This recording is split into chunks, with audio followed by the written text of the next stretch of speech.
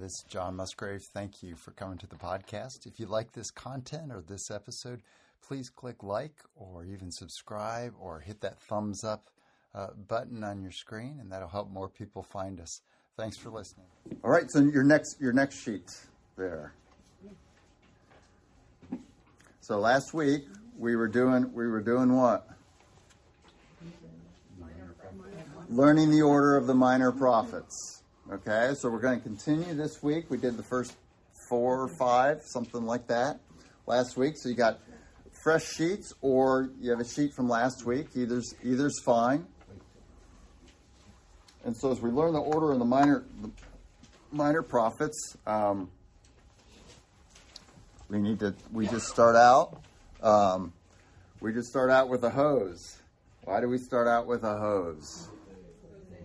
Hosea, yes. So you have 5 major prophets first.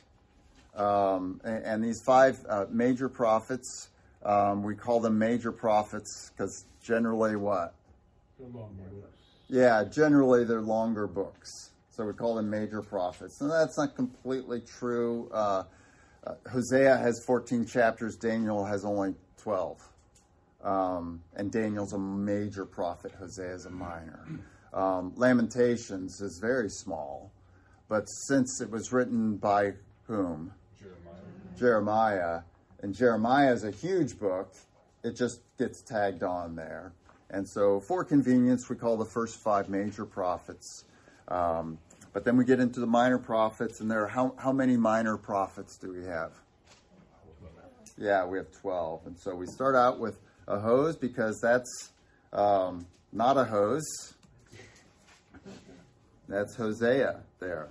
So if we can start off with a hose, we're good, and we'll make it through to all 12 from this hose here. Okay? What's in the middle of this hose? A hole is in the middle of this hose. There it is. See that hole?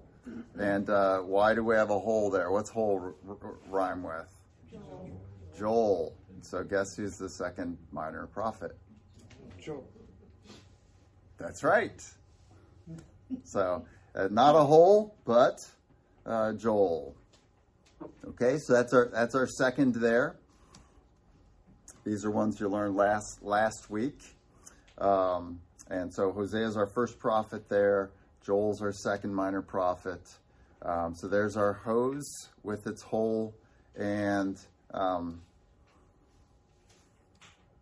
we're looking at Hosea, Joel, and then who comes on the scene? A moose. Yeah, but that's not a moose, is it? Yeah, that's Amos. There. Okay. So there's Amos.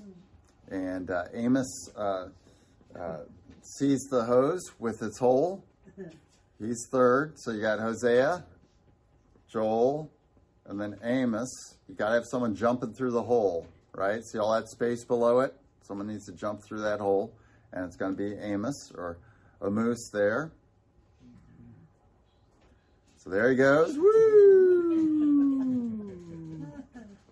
Man, but he's going to hit his head, and we don't want him to hit his head. So what do we need? What do we need for Amos when he jumps through the hole? We need a bed. Yeah. So just resetting this for us here, so we've got enough room.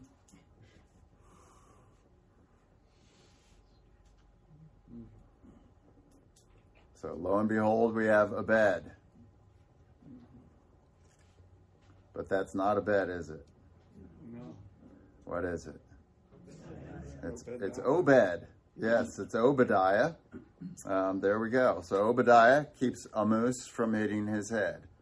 So we got Hosea and Joel, the hole, and a moose going through the hole, and the moose lands on a bed. Jim, quit laughing.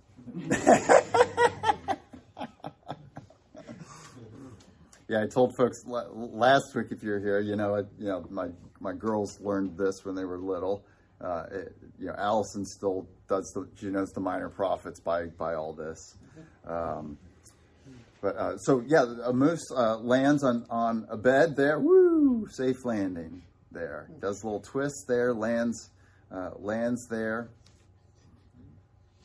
So those are our first four prophets. That's what we looked at. That's what we looked at last week. But as Obadiah is lying on this bed, something disastrous is going to happen. Someone else wants the bed, and Amos is going to have to move out of the way because there's another book coming.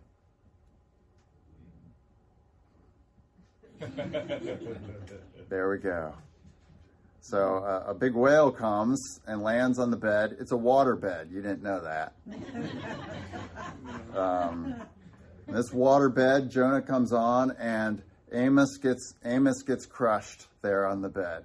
So he thinks he's safe because he's made it through the hole, landed on Obadiah, and he gets crushed on the bed. So he heads back up next to his name. Okay, but that whale represents whom? Jonah. Yeah, Jonah. Okay, so that's our fifth book. So that's our order there. We've got a hose with a hole, and a moose goes through the hole, lands on a bed, and the moose is lying there on the bed, and then gets crushed by Jonah and kind of squeaks out at the end. Now, as Jonah's on the bed, that's a very interesting thing. You know, anyone seen a whale on a bed before? No. Any marine biology? Do we have a marine biologist here?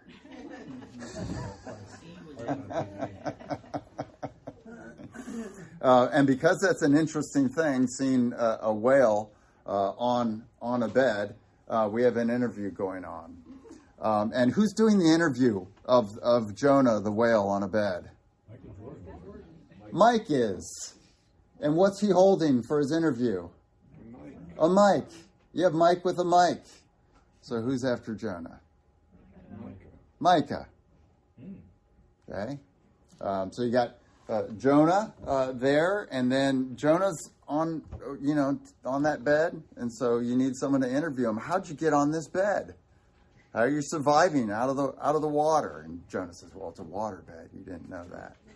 But yeah, and so we got Jonah's on the bed, and a mic gets shoved in his face because he's getting interviewed. So that's Micah. So Jonah's getting interviewed. The interview's done with a mic by Mike, and so there you have Micah. And so Jonah says, "Oh, this is my big chance. My voice gets to be heard." And so you know what he does?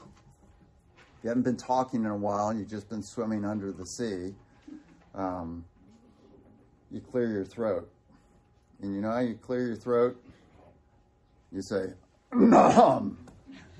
There. So the question is, what Jonah, what's it like for a whale to be on a bed? And Jonah, what's your opinion of Nineveh? Those are the questions, and Jonah, filling the spotlight and preparing to answer, clears his throat and says, "Nom." And lo and behold, after Micah, the interview, when the interview starts, the first words out of Jonah's mouth is Nahum. And so there you go, Nahum. So there are our minor prophets. Hosea, got a hole, got a hose, you got a hole, or Joel, you got a moose going through the hole. That's third. Fourth, the moose lands on a bed, Obadiah.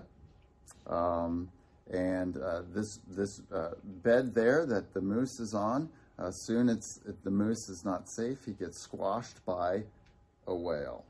A whale lands on this bed down there, and that's an unusual thing. So an interviewer comes up. It's Mike with a mic. So Jonah is followed by Micah. The interview begins speaking into the mic with a clearing of the throat, or Nahum. Okay. All right. The interview's wearisome. Jonah's worn out. He's not used to talking. And so he's there on the bed, and he says, I need to get some sleep here. And so he flips over you know what he flips over onto? His back. But he doesn't flip over onto his back. he flips over onto Habakkuk there. So the whale flips after that long interview with the mic in his face that he started with his clearing of the throat. He gets tired, and so he flips over onto his back. And so there he is. We have Jonah on his back. So Habakkuk. So Jonah, Micah, that's the interview. Okay. He starts the interview, Nahum, clearing his throat. And then after the interview, he takes a nap. But he takes a nap on his back. Yeah, that's right. Okay. We're all there? Yes. Okay, I'm sensing a little weariness out there.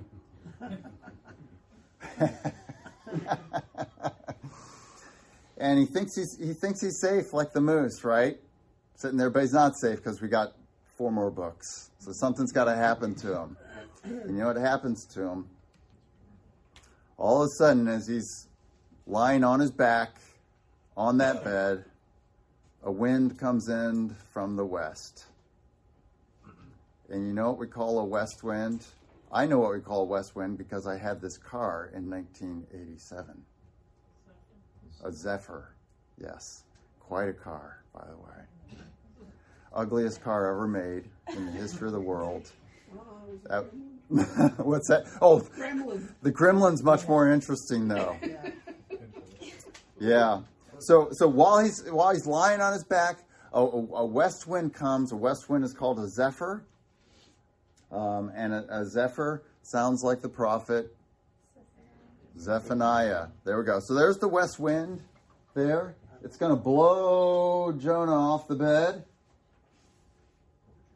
That west wind is a Zephyr, which reminds us of Zephaniah. So Zephaniah is coming after Jonah. After he gets on his back, he gets blown off the bed. Okay, he thinks he's safe. He's gone over on his back and he gets blown off the bed. Zephaniah. So there we go. So off he goes. Woo! All right. So he's not on the bed anymore because he got blown off by a what? A Zephyr. By a Zephyr. He got blown off by a Zephyr. So he's on his back, but Zephaniah comes along and he's not there anymore. Okay, so we're out of room, so we run to another screen here. There he comes. So he got blown by the west wind out of his bed, and he arrives. Can you tell kind of where that is? Yeah, it's an office space there, so Zephaniah comes in here and he gets in this office space and he sees that there's a guy hugging a guy in the office that he's been blown into. But he's not really seeing it. What's that, Manny? No, I said, Oh, Randy? that's not weird. What's that? That's not weird. That's not weird. See, that's how you remember things. You get them weird. So now, not only do you have a whale on a bed who took an interview, cleared his throat, got tired, flipped over on his back, tried to sleep, but then gets blown off the bed by a Zephyr. And he gets blown off the bed, not into nowhere, but into an office space where he sees someone hug a guy there. And but he doesn't hug a guy. It's Haggai. So Haggai there. Haggai there. That's what Jonah sees when he's in the office space. He sees a guy getting hugged. Haggai. But what kind of guy is getting hugged? This is an office. Can I point out the obvious? Is he an Asian guy? Looks like Kim Jong-un. Yeah. What I know this is all stretching, so that's okay. I'm stretching you here.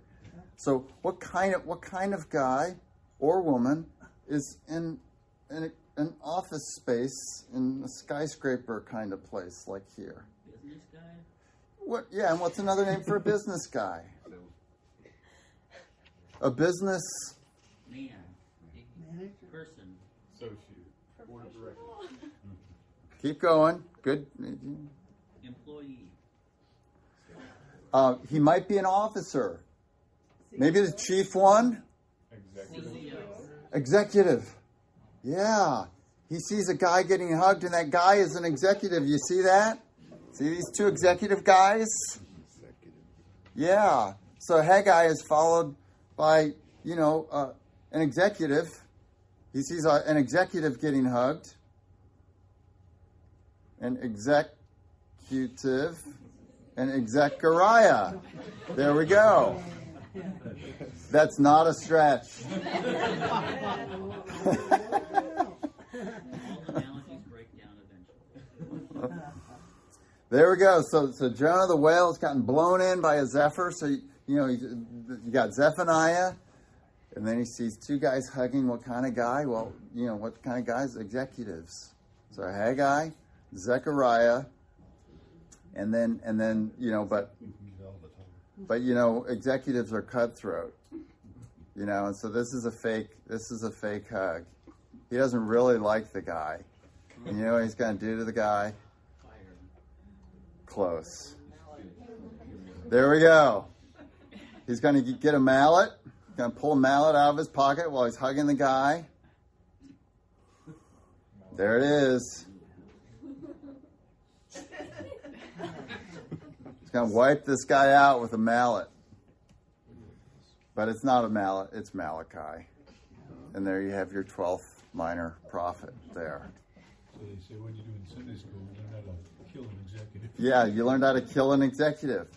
Okay, so there we go. Our last four there. Zephaniah, gets you. West wind gets you into that office space. And what do you see? You see two guys hugging. So it's Zephaniah takes you to where you got Haggai. What kind of guys are hugging? Executives. So you got Zechariah. And then what does the one guy do as he's hugging the other guy? He takes a mallet and he hits him on the head. Malachi there. And then you're done. Malachi's the last one, so you can quit even if you haven't been counting there. Put it to a song now. Yeah, I need to put it to a song. I have not done that. So there we go. So you can fill all those out on your sheet if you haven't already. And next week I'll try to have new sheets for you. And when you come in, you can see if you can just, it'll be easy for you because you'll see all the symbols are there. But now you know what the symbols are for. So, going backwards, the mallet is for Malachi. The executive is for Zechariah. The two guys hugging, that's for Haggai. The wind, the cloud with the wind is Zechariah. The Jonah on his back, the whale on his back, that symbol is Habakkuk. Nahum is the beginning of the interview. Micah is the front of the interview there. Jonah on the bed. He's on a bed, that's Obadiah. Before him was a moose whom he had squashed, and the moose went through the hole, Joel, and the hole was in a hose. So there we go. Okay, Did you come up with that? I did. That's amazing. That was all on my own during seminary. Got to memorize these somehow. So, I have a classmate who called me Johnny Mnemonic. I learned everything by mnemonics. Okay, so let's just go through this. So here we go. First minor prophet is Hosea. There we go. Second minor prophet is Joel. Okay. Third. What's that? Nothing. Care to share with the rest of the class? Sure, I was really confident in my mistake. Oh, okay. Okay. Yeah, we have a joke every Christmas time. Oh Holy Night plays. We just, once Thanksgiving starts, we listen to music when we eat dinner. And so, but after Thanksgiving hits, we just listen to Christmas music through Christmas Day. And Oh Holy Night just hits all the time. But when Betsy and I were in our first year marriage in Cincinnati, Ohio with Athletes in Action, we would have a Friday morning staff meeting. And so there were about 16 people there. It was the Athletes in Action National Office was in Cincinnati. And so we'd have like singing time and a short devotional and I don't know what else we did there.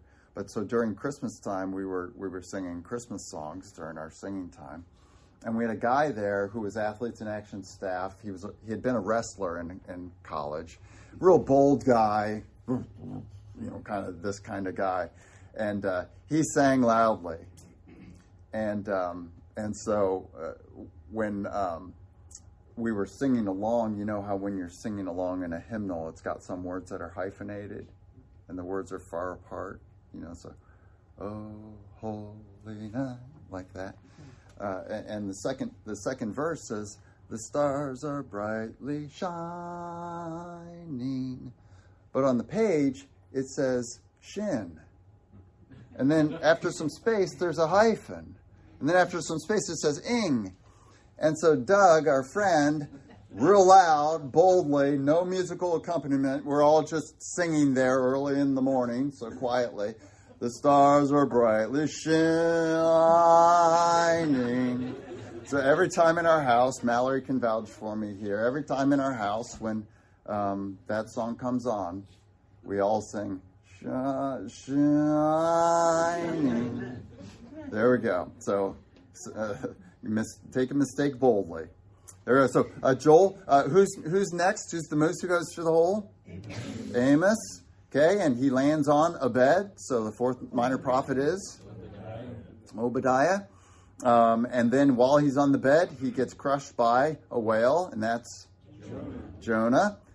Jonah's a whale on a bed, and that's interesting. So someone comes up to interview him, and that interviewer is Mike with a mic. So that's Micah. Yep, good. He gets tired, before that, as he's being interviewed, he wants to get his voice cleared, so he clears his voice and says, Nahum. That's right. After the interview, he's tired, and so because he's tired from this long interview that Michael Jordan has put him through, he does what? He lays on his back, and so that's the prophet Habakkuk. Okay, and then as he's trying to get a nice peaceful nap on his back, what happens to him? Zephyr comes along and blows him off. And so that Zephyr is Zephaniah. And that west wind, that Zephyr, blows him into an office space. And what's he see when he gets to that office space? Yeah, he sees Haggai there. Yep, and what kind of guys are hugging there in that office space? Yeah, executives. And so that's who's the 11th minor prophet? Zechariah there. That's right. And while these two executives are hugging, one of them being cutthroat like he is, pulls out his what? His mallet, and that's our 12th prophet, Malachi. There we go. You did it. Okay. There we go. Okay, so on to Isaiah. We'll start Isaiah here now. So you can try to run through that in your heads during the week if you think of it, learning the minor prophets. That's helpful because sometimes someone says, okay, turn to Micah. And you're like, oh, no. But if you turn to Jonah, you say, wait, how does Micah relate to Jonah? Okay, Jonah's there on the bed, and he gets interviewed. So I'm in Jonah, so it's the next book. Okay, Micah. I do that in my head, by the way, when I'm turning to a minor prophet. I, hit that book and I get to the minor prophets and say, where am I on this silly timeline that started with a hose and ended with a mallet? Where am I on that? Okay.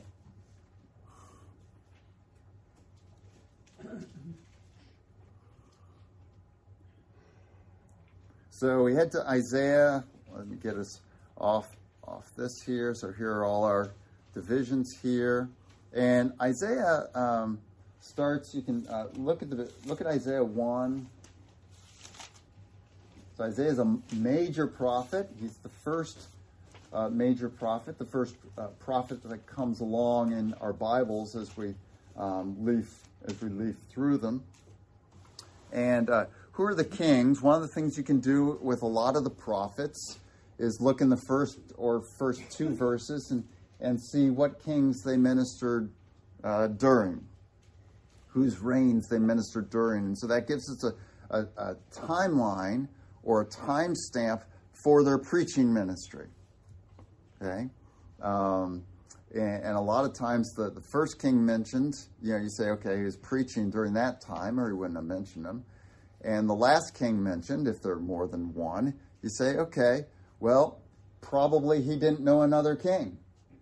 So probably he died during the kingship of that last king. And so that last king, if you have a date there, or at least a biblical timeline in your mind, you say, okay, so this book had to be written before this last king was dead. Okay, so that's how we date books. And the prophets do that nice convenient thing for us by often listing the kings during kings' reigns under whom they ministered. And so you see that in chapter 1, verse 1. Kevin, can you read chapter 1, verse 1 for us? Yes, sir. The vision of Isaiah, the son of Amos, which he saw concerning Judah and Jerusalem in the days of Uzziah, Jotham, Ahaz, and Hezekiah, kings of Judah. Okay. So you see the range where he's ministering. And Isaiah is starting out, depending on one of the things you see with the kings in the Old Testament, both in the north and the south, is a lot of times they have a co-reign or co-regency with their father. Okay, so think about the beginning of Kings, First Kings. David's still alive, but he oversees the crowning of Solomon.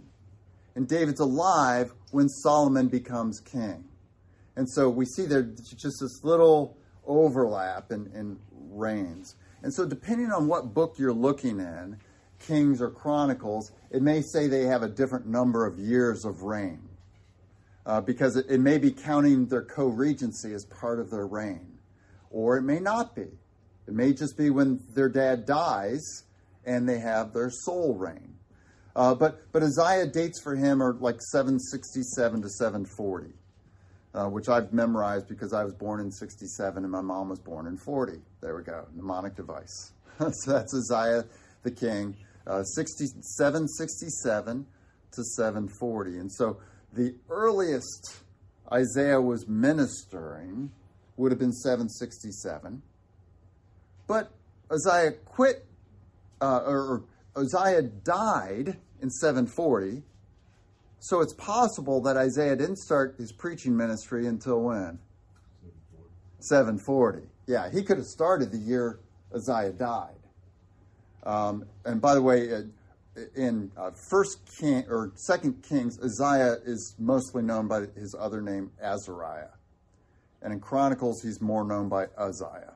He's a dual-named king, Azariah, Uzziah.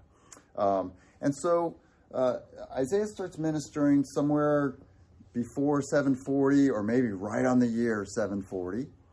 And Hezekiah dies in 687 or 686. And so that's the range, like 740 to 686. And so as you look at these events here, where's Isaiah? What's Isaiah ministering during? Northern Israel exile. Okay, that's one of them. So one of the things he ministers during, now he's in the south because he names all southern kings. So that's another thing we do when we look and see who's listed. And remember when we were looking at Amos, we saw Amos came from the south, ministered in the north, and then after the exile came back to the south. And so you see with Amos, when he lists kings, he lists Jeroboam II, who's a northern king. And then the other kings he lists are southern kings in Judah. So, northern Israel falls. But what else? If he's starting at least by 740, what other event happens during Isaiah's reign? Coalition. Yeah, the Syro-Ephraimite coalition. And indeed, you find that's the topic in chapters 7 through 9. He's talking to Ahaz, who was the king in Judah during the Syro-Ephraimite coalition. And he's telling Ahaz how to handle that. How should you respond since these two kings are coming against you? What should you do? And so Isaiah goes to Ahaz, and that's chapters 7 through 9 in Isaiah, dealing with 734, the Syro-Ephraimite coalition. And so that's helpful for us. When we know the history of Israel, then we can start to understand the book. What in the world was Isaiah talking about here? Well, he's talking to Ahaz. It says that right there in the book in 7 through 9. But also he mentions the kings of Syria, or Aram, and northern Israel. Pekah and Reza are their names. And we can see their names in the book of Kings as well. Okay, so Isaiah's operating during the Syro-Ephraimite coalition. He's operating during the fall of northern Israel. Now, he's not up there, but he's in Judah when that happens. Again, who conquers northern Israel? What nation conquers northern Israel? Assyria does, yep. Okay, and then what other event is he around for? If he's around for Hezekiah, and Hezekiah dies in 686. Yeah, he's there for the Sennacherib invasion. Okay, and so you see that in Isaiah 37 through 39. Okay, Isaiah gives the account of the Sennacherib invasion and what he's telling Hezekiah to do and what Hezekiah does. And so you have this printed for us both in all three, Chronicles and Kings and in Isaiah. Almost identical accounts between the three books. Okay, so our timeline helps us out there. Okay, so Isaiah ministers just in Judah. Okay, so here are our events here that he's there for, circled for us. Those three events. Uzziah dying in 740, but then these major events, 734, 722, 701. And then we see Hezekiah or Isaiah speaking to some things that happen after the Sennacherib invasion that we see as well in Book of Kings. Okay, so the book is occurring here. So just again, making that distinction between Isaiah the man and Isaiah the book.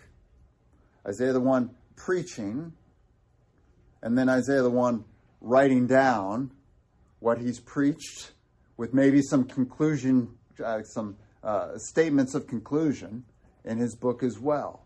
Or maybe a little bit of new exhortation in his book.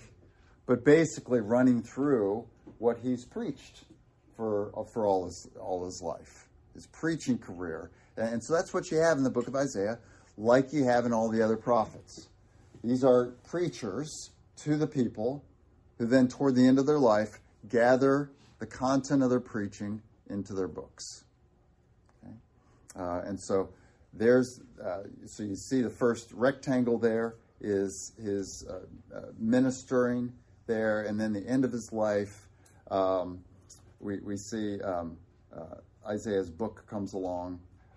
In Isaiah 37:38, which I've referenced here, Isaiah mentions Sennacherib died in his book.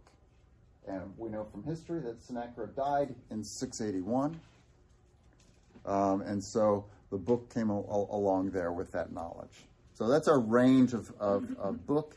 The other prophets that we've addressed so far, Jonah and Amos, they were starting and their preaching ministries around 750. So Isaiah's a little bit younger than the prophets that we were talking about before. Okay, an outline for the book of Isaiah. It's a huge book, 66 chapters, but here's the good news.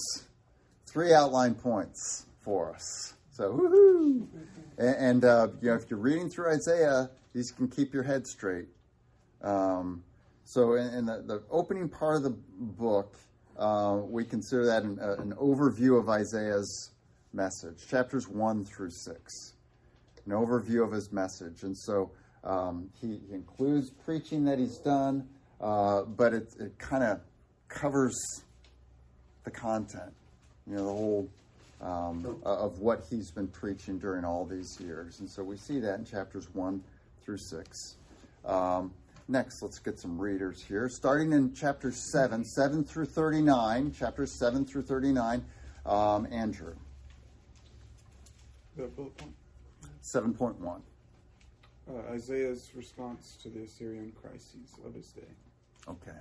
So this first section of the first section after the overview, chapters 7 through 39, we're talking about Assyria and the Assyrian crises. And so you've got things as Isaiah's talking, he's referencing these things in the timeline, like the Syro-Ephraimite coalition is being dealt with, the fall of northern Israel is being dealt with, the Sennacherib invasion is being dealt with in these chapters. And Assyria is the bad guy in all these chapters. So if you're in chapters 7 through 39, and he's talking about the enemies of God, or he's talking about certain things, it's Assyria that he's talking about. Okay? And then we get to chapter 40, and Mallory, would you read 40 onward? Can you jump a little bit? Yes. Isaiah's response to the future Babylonian crisis. Yeah. And so, see how knowing the history of the Old Testament is helpful. If you know Assyria is the major world power, and then they get conquered by Babylon, which happens in 612, and it's the reason that Babylon is exiling Judah in 605, because Babylon's taken over as the major world power. Then you can see the flow. You can see the flow of what's going on in Isaiah. So chapter 40 through 66, it's Isaiah responding to the future Babylonian crisis, which he tells Hezekiah is going to come based on Hezekiah's actions at the end of his life. Okay, so 3 sections in Isaiah: 1 through 6, overview of his ministry; 7 through 39 is the Assyrian crisis, and then 40 through 66 is the Babylonian crisis. And go ahead and turn right now to chapter 40. Chapter 40 might be familiar to a lot of you. And it's how the section on the Babylonian crisis begins. And he begins in talking about the Babylonian crisis. Now, he'll talk through this section about the trouble that Babylon will cause Judah. He'll talk about the conquering of Jerusalem. He'll talk about the exile that Babylon takes Judah into. But he'll also talk about the restoration. And God's people, that God will not abandon them forever when they go into exile, and that he'll bring them back to the promised land. And what Isaiah does when he's starting this section in chapter 40 on the Babylonian crisis is he begins with this restoration promise. Okay, that, Assyria has been bad. I'm going to tell you about how Babylonia is going to be bad for you too. But let's start out he starts out in a positive way and reviews with them that God would not abandon them forever, that he would bring them back to the land. And so let's read a few of these verses, Bob and then Jim and then Anna and Pat. Let's read our first, and Dakota. Let's read our first 5 verses. Comfort my people, says your God.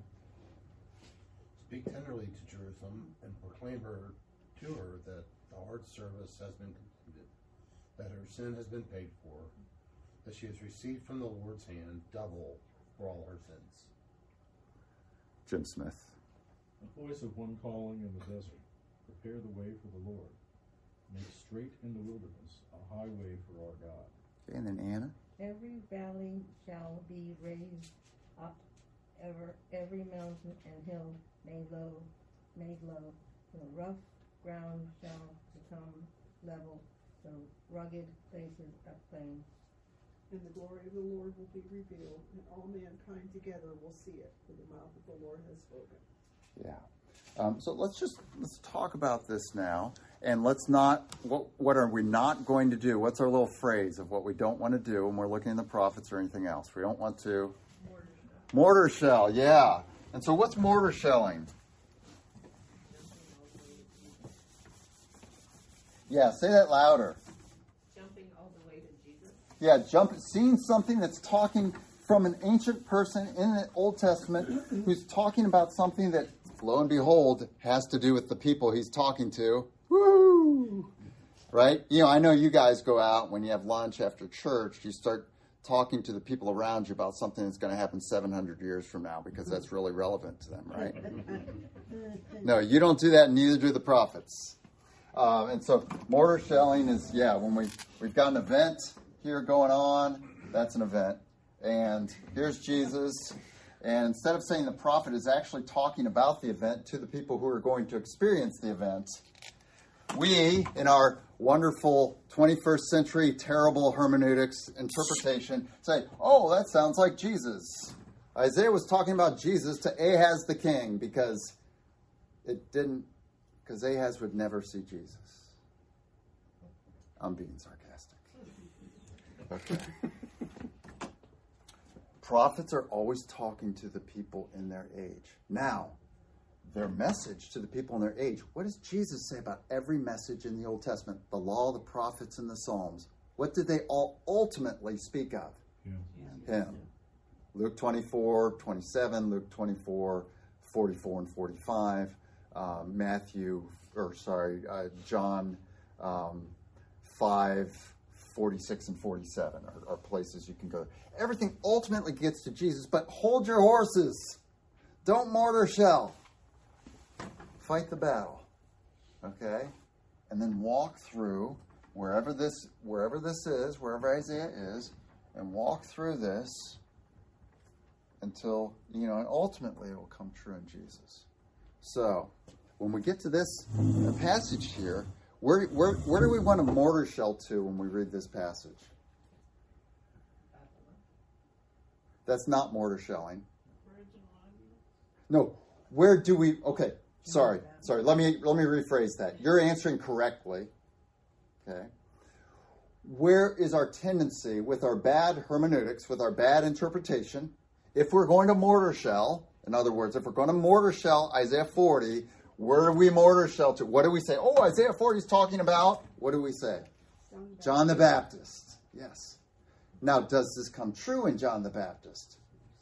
It does. Did it come true back here? It did. Okay. Things happen in the Old Testament and then get repeated. God's people go through the Red Sea, but then you got baptized. Right? Paul says in 1 Corinthians 10, your baptism was going through the Red Sea. Okay? And so we don't read about the Red Sea and say, oh, that didn't really happen. That's just talking about my baptism in 1986. Right? Now, your baptism was prefigured in the Red Sea. Right? God's people escape their enemies. This is being symbolized in your baptism today. You've been led out of the kingdom of darkness, which was Egypt. It symbolizes Egypt, where you were enslaved to your sins. You were enslaved in Egypt. Okay, how did you get separated from the threatening army? By the Red Sea, by the waters of the Red Sea. This is 1 Corinthians 10. If you don't believe me, look there. 1 Corinthians 10, this is, and so, it's just like Passover. Jesus shows us, here's how you treat the Old Testament. It was true. It means God delivered his people. But now I'm telling you, in the Lord's Supper, here's how ultimately he delivers his people. Not through a lamb and blood on the doorposts, but he delivers his people through the Lamb of God and my blood covering your sins. But we don't read Exodus 12, the Passover, and say, oh, that's talking about Jesus. Ultimately, yes, but hold your horses. Okay? So this is big interpretive stuff for you so that you understand Scripture well. And so when we look at Isaiah here, comfort my people. Now this is talking about his people coming back from exile, coming back from Babylonian exile, and what's going to happen when they come back? Because this is Isaiah talking. Right? He's talking to people in his own age. You're going to be exiled, but God will bring you back. So comfort my people. Speak tenderly to Jerusalem. Now, Isaiah was in Jerusalem as he's ministering. Tell them, even though you're going to be exiled, speak tenderly to them and tell them, but I'll bring you back.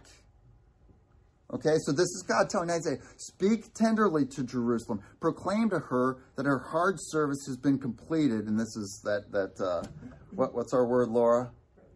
Proleptic, where you speak of something in the past tense that's still in the future because it's so sure it's going to happen. Like in the third quarter, a team is ahead by 50 points, and you say, this game is over. You're speaking in the past tense. This game is over. But it's a future event. Okay, so same thing here. That her service has been completed, her sin has been paid for. That's the exile, paying for her sin. Judah paying for her sin. Her sin has been completed. Her hard service in exile has been completed. Her sin's been paid for in exile. She's received from the Lord's hand double for all her sins. And then now there'll be a voice calling in the wilderness, prepare a way for the Lord. And so this is talking about the journey back. There's a wilderness between Babylon and Israel. So, Babylon, I'm looking at you. Babylon and Israel here. And they have to traverse this wilderness to get back. And so this is the herald call. And this is and God says, when you come back, you won't have expected to come back. It'll be so fast, and your coming back will be easy. Even though it's through the wilderness. Even though there are mountains and valleys in this wilderness. It'll be like there aren't mountains and valleys. And so God speaks here in this figurative way. Every valley will be raised up. You know, if you're traveling and you got to go down in a valley, that's hard, getting down into it, then you go across it, and then you got to come back up. That's hard. Or if there's a mountain you have to travel over, that's hard. And so God is speaking, as he does in the prophets, with this, cosmic language, and saying, when you come back, it's going to be an easy journey home. It's like every valley is raised up. Every mountain is laid low. So you just can go flat. I run to heart rate. I have a heart monitor, heart strap that I put on, and I keep my heart rate under a certain amount. And when you have an incline, you can't go the same speed or your heart rate goes up. And so when you go up, you have to slow down if you want to keep your heart rate up. And so it's nice if you're trying to just run at an even heart rate if you have flat ground. It's just easier, because when you hit a mountain, when you hit a hill, it's like, you're like Tim Conway, and the old guy on Carol Burnett show, every step is like 4 inches. Yeah. So make straight in the wilderness a highway for our God. Every valley will be raised up, every mountain made low. Rough ground shall become level, rugged places a plain, and the glory of the Lord will be revealed. He's returning his people. God does not abandon his people. He returns them to the land. All mankind will see it together. The whole nation is traveling. That's a big sight to see. That's not a few families on the Oregon Trail. That's a whole nation. And the glory of the Lord shall be revealed. And he says, and this is an oath God takes, the mouth of the Lord has spoken it. I will bring you back. Okay. Now this comes true in John the Baptist. Now, again, it's figurative. John the Baptist isn't making the mountains go flat. Literally, that is not happening. He's not making the mountains rise and be flat. But he is he's preparing a way for the Lord and his people to enter the promised land. And how do we enter the promised land? It's through Jesus. And John the Baptist prepares the people to enter the promised land of the church, heaven, the new heavens and new earth, by his proclaiming repentance there. Okay, we're well past time, so but that's our intro into Isaiah there. There's 3 sections there. Let's pray.